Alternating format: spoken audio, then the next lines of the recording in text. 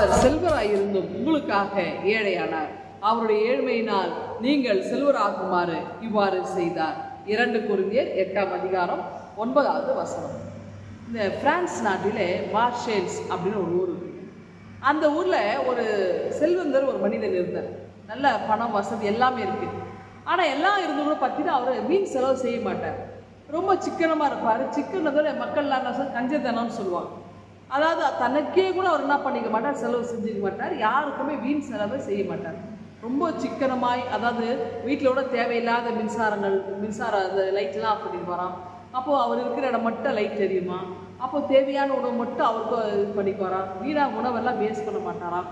இப்படி ரொம்பவே சிக்கனமாக வாழ்ந்ததுனால அந்த ஊர் மக்கள்லாம் என்ன செய்வாங்கன்னா, அது ஒரு சின்ன ஊர், அதனால வாலிபர்கள் அவனை எப்பவுமே இந்த மார்ஷல்ஸ் நாட்டு ஊரினுடைய கருவி அப்படின்னு சொல்லி அவர் கிண்டல் பண்ணுவாங்களாம் எப்பவுமே. ஏன்னா எல்லாம் இருந்து இந்த மனுஷன் அனுபவிக்கலையே.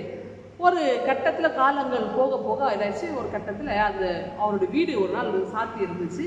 இன்னும் வீடு சாத்தி ரொம்ப நேரம் இந்த மனிதன் வெளியே வருது. எல்லாரும் வீட்டுக்குள்ளே தட்டி உடச்சி பார்த்துட்டு அப்போ உள்ளே போனால் அவர் மறித்து போயிருந்தார். மறித்து போனவருடைய கரங்களிலே ஒரு கடிதம் இருந்தது. அப்போ அந்த கடிதத்தை பார்க்கும்போது அவங்களுக்கு என்ன சொல்கிறாங்கன்னா, அப்போ தான் அவங்களுக்கு நினைவுக்கு வருது. அதை எடுத்து பார்க்குறாங்க. அந்த கடிதத்தில் மிக முக்கியமான விஷயம், அந்த ஊருடைய மேயருக்கு அவர் கடிதம் எழுதியிருக்கிறார். என்னென்னா, இந்த ஊரில் தண்ணீர் தட்டுப்பாடு இருக்குது. ஆகவே நான் என்னுடைய பணத்தை, என்னுடைய சொத்து எல்லாத்தையுமே கொடுக்குறேன். நீங்கள் இந்த பெரிய பெரிய பைப்ஸ் எல்லாம் வாங்கி இந்த ஊரில் இருக்க தண்ணீர் பஞ்சத்தை நீங்கள் நீக்குங்க.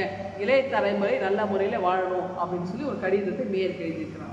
பாருங்க, அவர் தனக்கெல்லாம் இருந்து கூட தான் அனுபவிக்காமல் மற்றவர்களுக்காக அவர் விட்டு கொடுத்து வாழ்ந்தார் இல்லையா? அதே போல ஆண்டவராக இயேசு கிறிஸ்து கூட நமக்காக நாம் செல்வராகும் பொருட்டு அவர் சிலுவை பரியந்தம் தம்மை தாழ்த்தினார். ஒரு ஏழ்மையின் ரூபம் எடுத்தார்.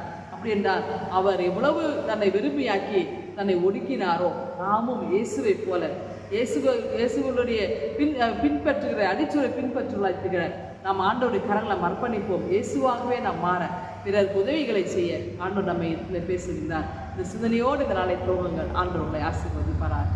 ஆமென். எங்கள் அன்பின் ஆண்டவரே, நாளை எங்களுக்கு ஆசீர்வாதமாய அமைய கிருபை தருமை ஜெபிக்கிறோம். எங்கள் அன்பின் ஆமென்.